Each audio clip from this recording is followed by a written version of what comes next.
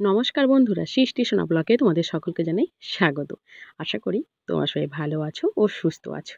আজকে বানাবো এই যে চিচিঙ্গে দেখতে পাচ্ছ, এই চিচিঙ্গে দিয়ে উম একদম অসাধারণ একটি নতুন রেসিপি।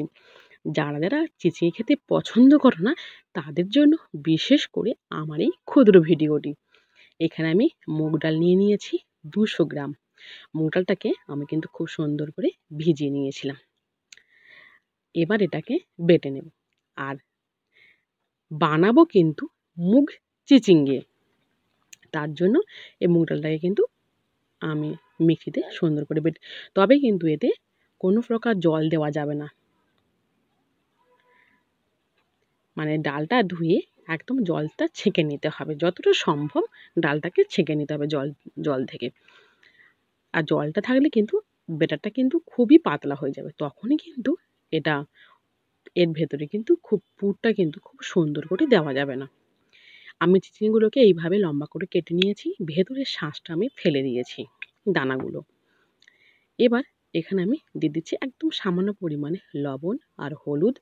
ঠিক মুগ ডালের যে বেটারটা তৈরি করব তাতেও দিয়ে দিলাম লবণ, হলুদ। আর দিয়ে দিচ্ছি একদম অল্প পরিমাণে কালো জিরে, আর যেটা দেব পাকা লঙ্কা। আমি এখানে এই জন্য পাকা লঙ্কাটা ব্যবহার করছি, যাতে এটা কালারটা খুব সুন্দর লাগে দেখতে। কারণ কাঁচা লঙ্কা দিলে কালারটা কিন্তু এতটা পাকা লঙ্কার মতন সুন্দর লাগে না, সেজন্যই আমি এখানে পাকা লঙ্কাটা ব্যবহার করছি। এবারে লবণ আর হলুদটাকে মিশিয়ে নিয়ে চিচিঙ্গেগুলোকে খুব সুন্দর করে মাখিয়ে নিচ্ছি। এতে করে চিচিঙ্গেতে লবণ আর এর পরিমাণটা বজায় থাকবে, আর হলুদটা একটু কালারিং করে দিলাম, আর চিচিঙ্গে একটু নরম হয়ে যাবে। দেখ, লবণ হলুদ মাখিয়ে আমি এখানে মিনিট 2 রেখে দিয়েছিলাম। তারপরে এই যে ডালের ব্যাটারটা তৈরি করে নিয়েছি, সেই ব্যাটারটা এই চিচিঙ্গের মাঝখানে আমি পুরো ভর্তি করেই ব্যাটারটা কিন্তু দিয়ে দিলাম। এইভাবে আমি সমস্ত চিচিঙ্গেগুলোতে আমি এভাবে মুগের ব্যাটারটা দিয়ে দিলাম, মুগ ডালের যে ব্যাটারটা তৈরি করে নিয়েছিলাম। আর একটা বাটিতে আমি এখানে 2 চামচ পরিমাণে নিয়ে নিচ্ছি, দেখ, কর্নফ্লাওয়ার। এখানে আমি বেসন ব্যবহার করছি না, তোমরা চাইলে এখানে বেসন দিতে পারো। আর দিয়ে দিচ্ছি একদম সামান্য পরিমাণে লবণ। আর এবার এটাতে অল্প পরিমাণে জল দিয়ে এটাকে একটা স্মুথলি বেটার তৈরি করে নিতে হবে, ব্যাস। আর ওদিকে কড়াই বসিয়ে দিয়েছি, কড়াইটা গরম হয়ে গেছে। এবার কড়াইতে দিয়ে দিচ্ছি তেল, তবে তেলটা খুব বেশি দিতে হবে এমনটা নয়। দেখো, এরকমই একটা ঘনত্বের বেটার করে নিয়েছি, ব্যাস। আর ওদিকে আমার তেলটা গরম হয়ে গেছে। আর এই বেটারটাতে আমি একটু সামান্য পরিমাণে কালো জিরে দিলাম, যেটা কিনা চিচিঙ্গের গায়ে লেগে থাকবে আর দেখতে খুব সুন্দর লাগে। আর কালো জিরের যে কী গুণাগুণ রয়েছে আমরা কিন্তু সবাই জানি। আর দেখো, এবার একটা করে চিচিঙ্গে আমি এইভাবে তুলে নিয়ে বেটারের মধ্যে দিয়ে দিচ্ছি, দিয়ে পুরো এই কর্নফ্লাওয়ারের যে বেটারটা করেছি এইভাবে ঠিক ডুবিয়ে নেব। পুরো চিচিঙ্গের গাটাতে কিন্তু কর্নফ্লাওয়ারের বেটারটা থাকবে। দেখো, এবার তুলে নিয়ে, দেখো এই চামচে করে তুলে নিচ্ছি, নিয়ে তেলে দিয়ে দিচ্ছি, ব্যাস। এবার এটাকে একদম মুচমুচে লাল লাল করে ভেজে নিতে হবে।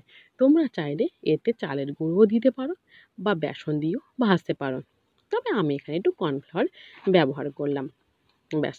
আমি ঠিক এরকমভাবে আবারও একটা নিয়ে ঠিক এইভাবে বেটারটা দিয়ে, দেখো এইভাবে দিয়ে ঠিক আগের মতনই এইভাবে পুরো ব্যাটারটা চিচিঙ্গাতে, আমি চিচিঙ্গার গায়ে কিন্তু খুব সুন্দর করে ব্যাটারটাকে লাগিয়ে নিয়েছি। নিয়ে এইভাবে চামচ দিয়ে আমি এর পাশে আরও একটা দিয়ে দিলাম, ব্যাস।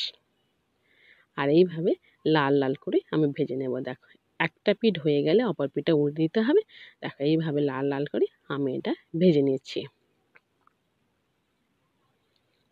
দেখো। আর এটা খেতে এতটা সুন্দর লাগবে, গরম ভাতে জাস্ট ভাবাই যায় না। দেখো কত সুন্দর, দেখো একদম, দেখো মুচমুচে কি সুন্দর হয়েছে। দেখো, এরকমভাবে আমি বাকিগুলো ঠিক এইভাবে লাল লাল করে ভেজে নেব। দেখো কতটা সুন্দর। আর এগুলো কিন্তু একটা গায়ে আর একটা লেগে যাওয়ার কোনো সম্ভাবনা নেই। সেজন্য দেখো কতটা কম তেলে আমি দুটো দিয়ে দিলাম। দিয়ে এইভাবে ঠিক একদিকটা লাল হয়ে গেলে অপর দিকটা উল্টে দিতে হবে। দেখো আর কত কম সময় দেখো মুগ চিচিঙ্গাটা রেডি হয়ে যাবে। আর যেসব বাচ্চারা সবজি খেতে পছন্দ করে না তাদেরকেও এইভাবে যদি মুগ চিচিঙ্গে বানিয়ে দেওয়া যায় তারাও কিন্তু একদম আঙুল চেটে পুটে খেয়ে নেবে, বারবার কিন্তু বায়না ধরবে। আর যারা চিচিঙ্গে একদম পছন্দ করে না তাদের জন্য কিন্তু এই ভিডিওটা। দেখো জাস্ট ফাটাফাটিভাবে দেখো কি সুন্দর কালারে দেখো, দেখেছো? এদিকে আমার সব কটা ভাজা হয়ে গিয়েছে।